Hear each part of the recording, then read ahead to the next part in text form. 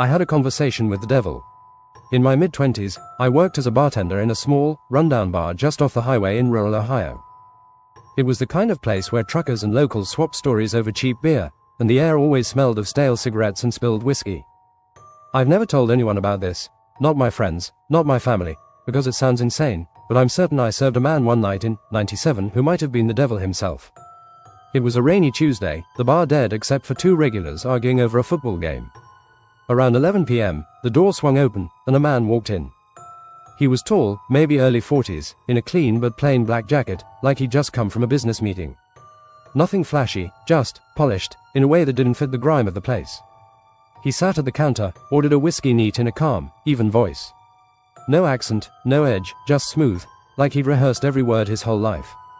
I poured the drink, trying to make conversation like always. "Nasty weather out there, huh?" He smiled, a small, tight smile, and said, "Weather's the least of anyone's problems." It wasn't creepy, just odd, like he knew something I didn't.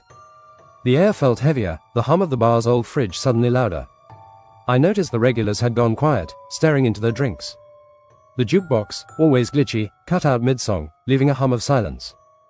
He sipped his whiskey, slow and deliberate, watching me over the rim of the glass. "You ever think about what you're running from?"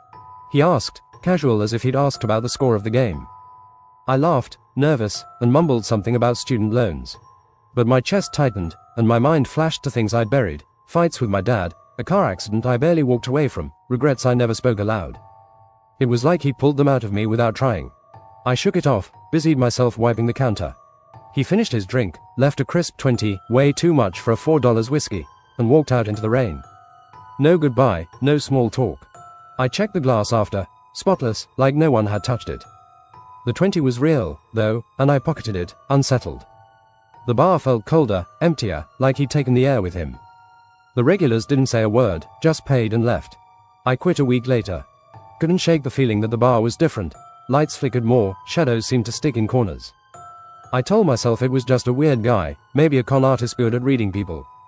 But last month, I found the 20 in an old jacket.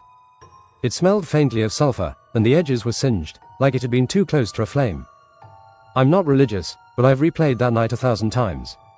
The way he spoke, the way he knew, I'm certain now. That wasn't just a man. It was him, the devil, stopping by for a drink.